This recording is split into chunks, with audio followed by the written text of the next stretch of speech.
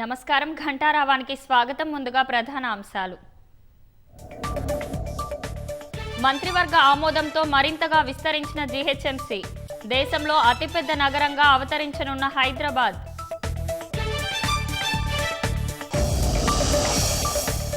Telangana branding విశ్వవ్యాప్తం కావాలన్న CM Revanth.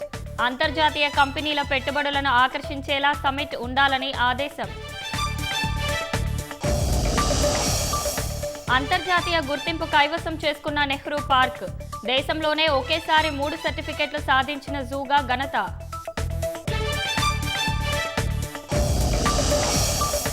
Police కస్టడీలో హింస, మరణాలపై సుప్రీంకోర్టు ఆందోళన.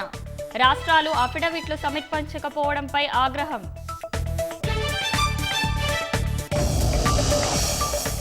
జమ్మూ కాశ్మీర్లో మళ్లీ మొదలైన సినిమా షూటింగ్లు. పూర్వ వైభవం రావడంతో సంతోషం వ్యక్తం చేస్తున్న స్థానికులు.